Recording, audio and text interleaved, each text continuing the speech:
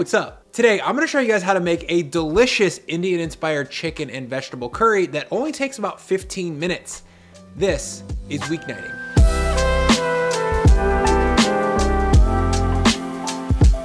First things first, I'll need to get my vessel running hot. For that, I'll drop my 6.5 quart Dutch oven on the stove and bring it up over high heat. Next, I'll grab just about 2 pounds or a rough kilo of boneless, skinless chicken thighs. Thighs over breasts here for all of the normal reasons. They don't dry out, they're more flavorful, and I just like them more. Before I start cooking them, I'll hit both sides with a generous pinch of salt. I'll do that right here on the yellow styro to save a dish. I'll toss the meat with that salt, and there we go. Seasoned thighs ready for the pot. Over at the stove, my Dutch oven is ripping hot, so into it I'll add a good long squeezer of light olive oil, like 3 tables worth. Then I'll load in all of my thighs. It doesn't really matter which side of these goes down first, but I always tend to lay them on what used to be the skin side because that's flatter and it usually catches a better sear.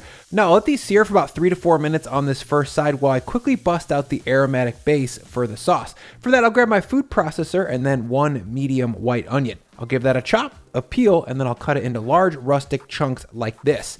Into the jar it goes. Next, I'll grab 2 to 3 inches of ginger and then slice it into coins. And anyone who's seen my Asian weeknighting videos knows that I don't think ginger needs to be peeled most of the time, especially when it's going to be pureed. Into the jar it goes. Lastly, I'll add in 5 to 7 large garlic cloves. And yes, I fully condone the use of pre-peeled garlic. The pro here is that it's super convenient and fast for someone who uses a lot of garlic. The con is that it goes bad pretty fast, and if you don't use a lot of garlic, it tastes acrid after about a week. Now, the lid goes on and I'll spin these veggies for about 20 seconds or until they've been broken down into a paste.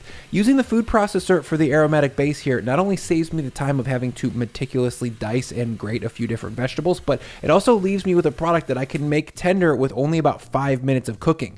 This stuff is really well broken down. Now, back at the stove, my thighs have caught a really nice sear on side 1 and they're already about 70 to 75% cooked through. I'll flip one of these over to see how it looks, and that's got plenty of nice crusty browning on the outside, so I'm going to flip over the rest of these thighs and let them finish cooking through for another 2 to 3 minutes or so. That's going to make it like 6 or 7 minutes in total, and once these thighs are cooked through, or at least 90% done, I'm going to move them out of the pot and onto a little sheet tray to rest. Don't worry if your chicken's not all the way cooked through. This is going to be going back in the pot in just a minute, and they're certainly going to get where they need to go. Back at the stove, I'm going to add in my onion, ginger, and garlic paste, and then a very strong pinch of salt, at least a teaspoon's worth. Next, using a wooden spoon, I'll stir to get that cooking. I'm using wood here because I find that to be the best tool to help me scrape up all those nice seared chicken brown bits that got stuck to the bottom of the pot. That, along with the water inside the veggies, should allow you to get everything deglazed off the bottom and stirred into the veg. After 2 minutes of frying over high heat, this veg is softened and fried, so next I'm going to add in my curry spice blend. To make that, I combine 15 grams of curry powder, 5 grams of chili powder, 5 grams of cumin, 5 grams of turmeric, 15 grams of garam masala, and if you're not familiar, garam masala is a blend of warm spices. Think coriander, cardamom, cinnamon, and cloves, and I love it because I generally use all these spices as a team when making Middle Eastern or Indian dishes, and this way I don't need to have ground versions of them all individually on hand. Lastly, I'll add in 1 to 2 grams of cayenne pepper, throttle that based on your spice toughness. Then behind the spices, I'll add in 25 grams of tomato paste, or just a large spoonful's worth. Then I'll stir everything to combine and let it fry up and bloom for 30 seconds or so.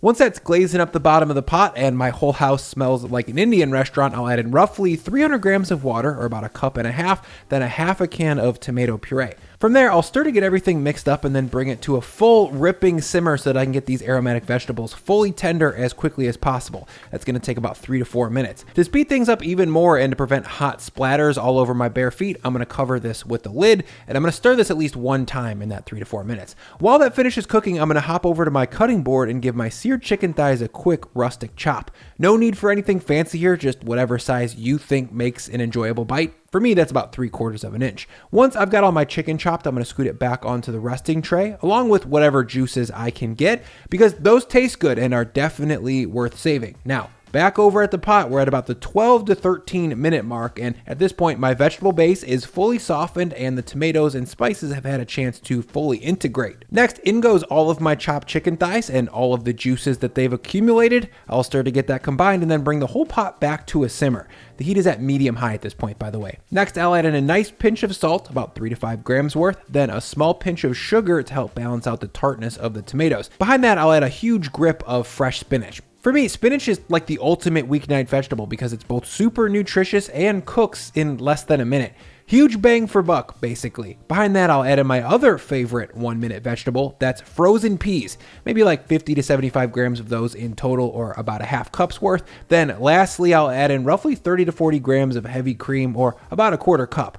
I'll stir all that to combine, and once it is, I'll pop on the lid and let this cook for another minute or so over medium heat so I can both cook the spinach down and thank Trade Coffee for sponsoring this video. Trade Coffee is a personalized coffee subscription that sends you fresh roasted coffee from independent roasters from all over the country. Trade's roasters use sustainable, ethically sourced beans from farmers around the world, and they always pay fair prices. When it comes to the coffee, you can choose your favorites from their curated collections or take a quiz to get matched with the coffee that best fits your tastes and preferences. The quiz asks you questions like how you brew your coffee at home, what's your level of coffee snobbery, how you take it, and if you like to live on the wild side in terms of flavor. From there, Trade recommends whatever coffees are the best fit for you. You can even shop my personal collection and see which coffees I've been drinking. I personally drink a lot of coffee, but I'm pretty sensitive to the caffeine, so I'm mostly a decaf guy these days, but lucky for me, Trade has a lot of really interesting decaf options, like this Ethiopia single origin, for example, or one of my all-time favorites, the Hula decaf from Blueprint right here in St. Louis. Right now, Trade is offering new subscribers a total of $30 off their first order, plus free shipping when you go to drinktrade.com/Brian. Get started at drinktrade.com/Brian for $30 off and let Trade find you a coffee you'll love. Thank you, Trade. 60 seconds later, when I come back, you can see the spinach is nicely wilted and the peas are no longer frozen.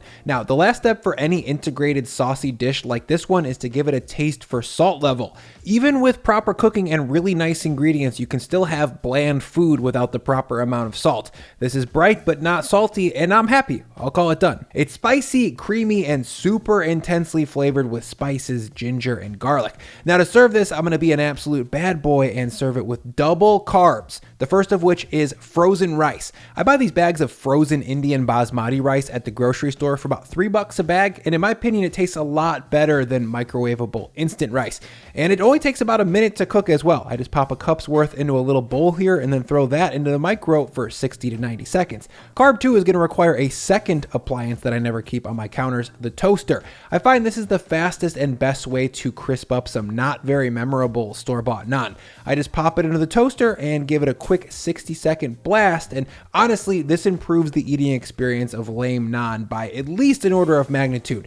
This once not impressive bread is now malleable, light, and very crispy. Delicious. Now, to put it all together, I'm going to throw a few large spoonfuls of this curry over my easy frozen rice. Again, I can't recommend it enough. If you see it at the store, buy it.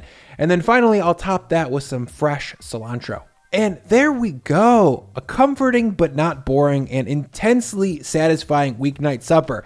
It truly does only take about 15 to 17 minutes start to finish, and I really couldn't think of a faster way to achieve more intensity of flavor. The chicken thighs, as always, are juicy, fatty, and have a great depth of flavor thanks to that hard sear. The gravy itself is perfumed with warm spice, but the best part of it might be that only 15 minutes ago I was hungry, and now I'm eating this. Look at it. I hope you guys try it soon, and as always, the full recipe will be listed in detail in the description and should be on my website, brianlagerstrom.com, very soon. Let's eat this thing.